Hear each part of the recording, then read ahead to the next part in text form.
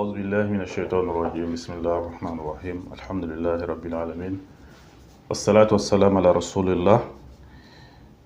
Chers lecteurs du journal L'Autre Regard, tous ceux qui nous suivent à travers nos différentes plateformes, nous avons l'honneur et le privilège également d'être reçus par notre imam, imam Ismaël Tiendrobego, qui va nous entretenir sur notre thématique du jour, la vie du couple, notamment la question de la polygamie ou de la monogamie.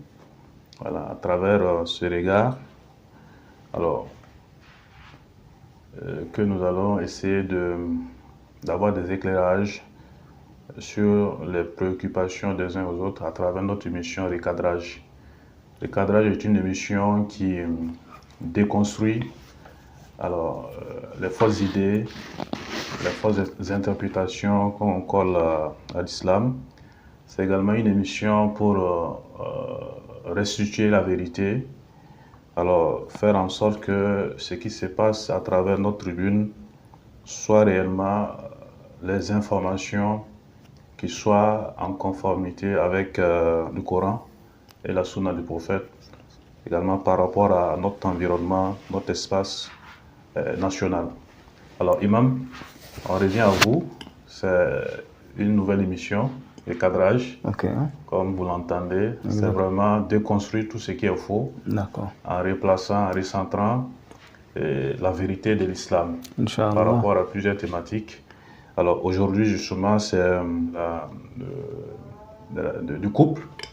Alors parce que nous déportons à travers notre émission ce que nous entendons à travers la société. Exact. Certains disent que on peut être heureux avec une seule épouse, d'autres disent que non, il faut aller à plusieurs épouses pour être épanoui. Alors voilà un peu l'esprit de l'émission. Maintenant, vous qui êtes imam, éducateur, nous savons également que vous avez produit des ouvrages, pour ne pas dire un ouvrage sur cette question. Exact. Vous écoutez beaucoup de gens, exact. Femmes comme hommes. Alors, quelle est votre appréciation sur cette question de la monogamie ou la polygamie ou du mariage? Une appréciation générale du mariage de nos jours. Ok, alhamdulillah, c'est un honneur, c'est un privilège également d'être en votre compagnie pour aborder ces questions qui sont importantes pour les individus, pour les sociétés également auxquelles nous appartenons. Et la question du mariage en islam n'est pas une formule unique. Vous avez des gens pour lesquels ce qui convient le mieux, c'est la monogamie. Vous avez des gens pour lesquels ce qui convient le mieux, c'est la polygamie. Et vous avez aussi des gens à qui le célibat convient mieux. Parce que c'est ainsi que l'islam a classé les gens. Vous avez trois catégories de personnes. Vous avez une première catégorie de personnes qui ne peuvent pas satisfaire sexuellement ou qui n'ont pas d'attirance pour l'autre sexe. Voilà, donc en ce moment, on va dire à ces personnes-là, puisqu'il y a un défaut ou une maladie qui les empêche d'entrer en ménage et de pouvoir jouer pleinement leur rôle en tant que conjoint dans le ménage, on dira à ces gens qu'ils ont l'excuse de ne pas se marier. Et vous avez aussi des gens qui peuvent être dans l'attirance moyenne normale, à qui on va dire que le mariage, c'est une sunna, c'est une recommandation. Et vous avez des gens qui ont une attirance très forte pour le sexe, à qui on va dire que le mariage est une obligation. Voilà. Donc pour ce qui est de la polygamie et de la monogamie, c'est des options qu'Allah nous a accordées.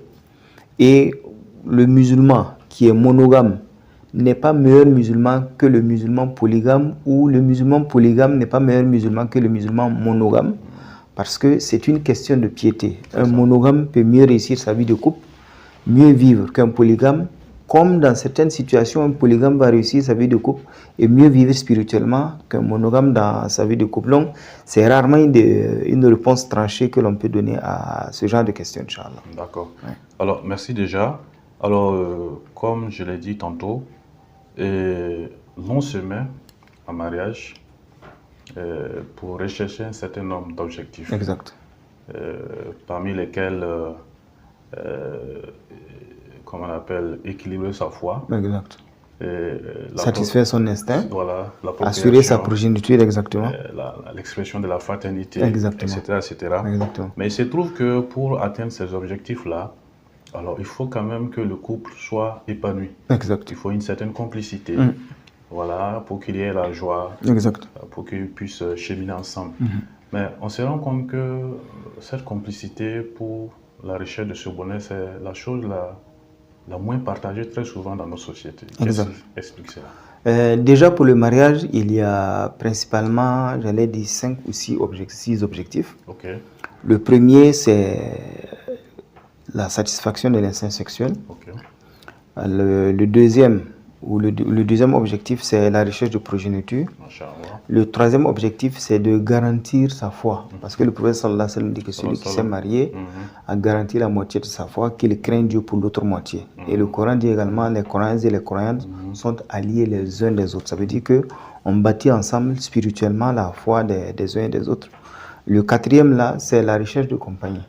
Voilà, c'est-à-dire que en dehors de l'aspect sexuel, en dehors de la vie spirituelle que l'on peut mener, on peut tout simplement avoir besoin d'un compagnon de vie et pour nous épauler. Et ensuite, il y a aussi l'aspect social du mariage. Okay. Donc, on se marie également pour accorder une protection, pour accorder une sécurité sociale à certaines situations, à certaines femmes, à certains hommes, parce que vous savez que dans le verset qui prescrit la polygamie, il a commencé par dire de prendre soin des orphelins. Okay. Et maintenant, le verset s'est étendu à il vous est permis de prendre 2, 3 ou 4. Voilà. Si vous craignez de ne pas être juste, alors une seule. Donc ça veut dire qu'on est dans cette dynamique-là où au temps du prophète sallallahu alayhi wa sallam, il y a eu des mariages qui avaient une visée sociale. Okay. Cet exemple-là où le prophète sallallahu alayhi wa sallam a épousé une vieille dame, et la vieille dame, quand le prophète sallallahu alayhi wa sallam lui a annoncé son intention de mariage, la vieille dame lui a dit « Je suis vieille okay. », pour dire que elle n'est pas dans les dispositions d'un mariage comme le serait une fille ou une femme d'un certain âge. Et le prophète sallallahu alayhi wa sallam lui a dit « Moi également, je suis vieux.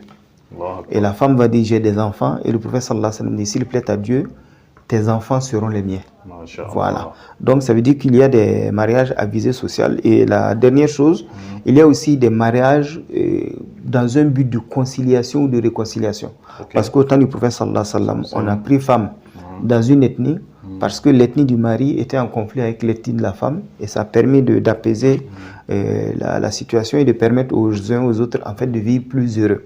Pour revenir maintenant à votre question d'épanouissement, effectivement, il y a plusieurs raisons qui peuvent expliquer l'absence de complicité entre les conjoints ou les époux. Okay. La première, c'est déjà notre milieu culturel.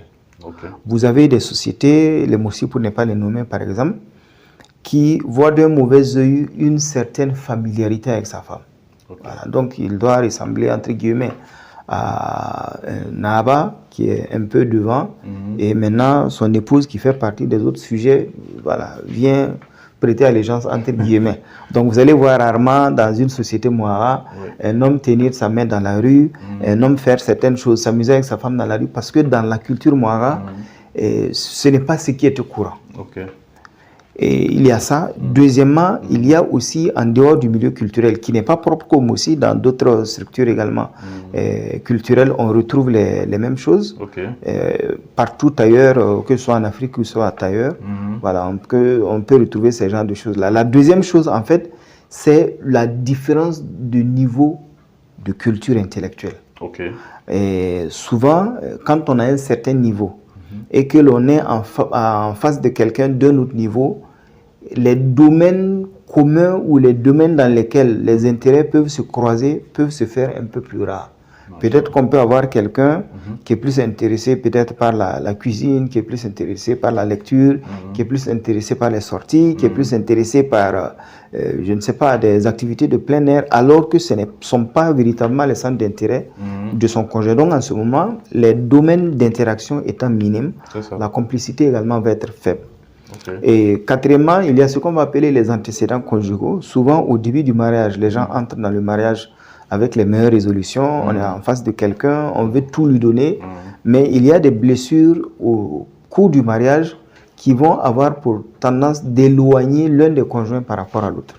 Soit parce qu'on a mal parlé à son conjoint, soit parce qu'on n'a pas été là lorsque le conjoint avait besoin de soi, soit parce qu'on n'est pas proche de certains membres de la famille du conjoint. On peut avoir tous ces antécédents conjugaux, entre guillemets, comme je les appelle, qui font que la bonne disposition d'esprit du départ, en fait, à un certain moment est altérée. Et la complicité qui s'installait ou qui devait s'installer sera compromise entre les conjoints. Il y a aussi actuellement ce qu'on va appeler les responsabilités professionnelles que nous avons.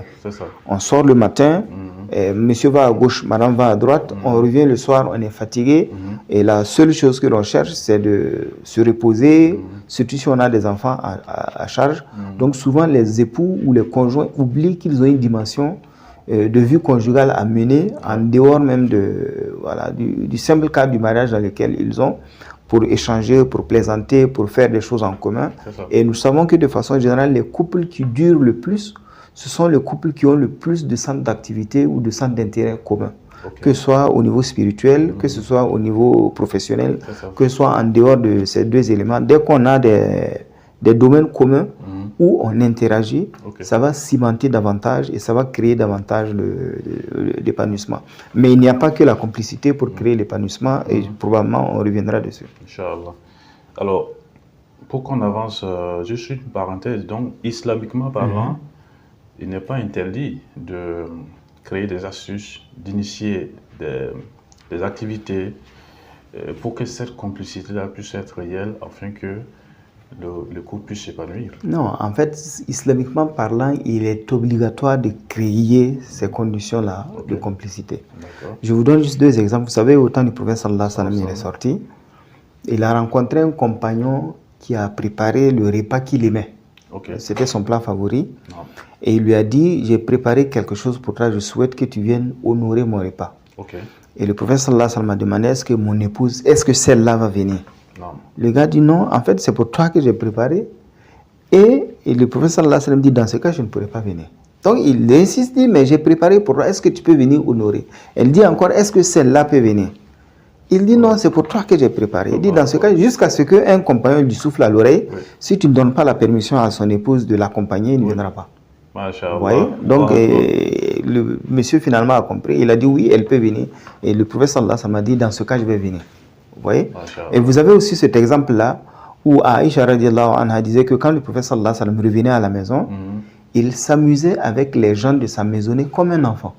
C'est-à-dire la charge de leader, la charge de prophète, la charge d'imam, et cédait le pas à la responsabilité de créer en tant que musulman un environnement convivial en famille. Il faisait le quatre pattes avec les Hassan et Hussein, il s'amusait avec son épouse. Donc c'est des éléments qu'il nous est obligatoire en tant que musulmans de reproduire dans nos couples pour permettre aux couples de mieux vivre et pour permettre aux conjoints en fait de mieux s'épanouir au sein du couple là. Donc des sorties, c'est pas interdit. Et on disait du prophète sallallahu alayhi wa sallam que quand il sortait avec son épouse, il tenait ses emplettes. Ce qu'elle avait acheté, c'est lui qui tenait pour revenir à la maison. On a dit également qu'il a lavé les vêtements de son épouse et la nuit et le matin, quand elle s'est réveillée, elle a trouvé que le vêtement était sec. Elle était étonnée. Elle a pensé à tout le monde, sauf à ce que soit le prophète sallallahu alayhi wa sallam qui l'a fait. Donc le prophète sallallahu alayhi wa sallam lui a dit, je l'ai fait parce que je me suis dit que si tu te réveilles et tu trouves ton vêtement propre, cela te rendra heureuse. Donc c'est pour dire que nous devons être dans cette dynamique constante de rechercher ce qui fait plaisir aux autres, de ce qui crée le bonheur à l'autre. Parce qu'une fois que l'on est avec quelqu'un d'heureux, avec quelqu'un qui vit dans le bonheur, ça va induire forcément notre bonheur à nous. Et à contrario, quand nous sommes dans une situation déplaisante pour une personne ou dans une situation où une personne est malheureuse, ces interactions seront empreintes de ce malheur-là et nous allons être impactés de façon réfléchie par rapport à ce que cette personne vit en fait. Voilà. Ok, merci Imam, on va progresser.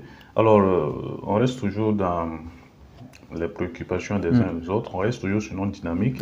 Alors, justement, on se rend compte que les gens sont toujours à la recherche de ce bonheur, de cette complicité pendant une longue période de nos parents à nous. il y a toujours ce problème de complicité ou ce qui pourrait faire en sorte que le couple soit réellement épanoui. Il y a toujours des problèmes. Voilà. Alors, ce qui fait que d'autres vont penser à contracter un second mariage. Voilà. D'autres même iront jusqu'à une troisième épouse. Il arrive que certains réussissent. C'est-à-dire, après avoir épousé la seconde ou la troisième, bon, il y a un équilibre qui est retrouvé. Mais d'autres aussi, malgré cela, ne s'y retrouvent pas. Qu'est-ce qui peut expliquer tout ça?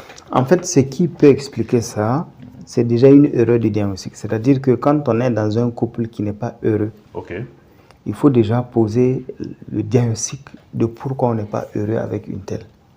Parce qu'en fait, si on prend une deuxième et qu'on n'a pas identifié la cause des difficultés, on va reproduire le même scénario avec la deuxième personne. Donc la première chose, c'est de savoir pourquoi.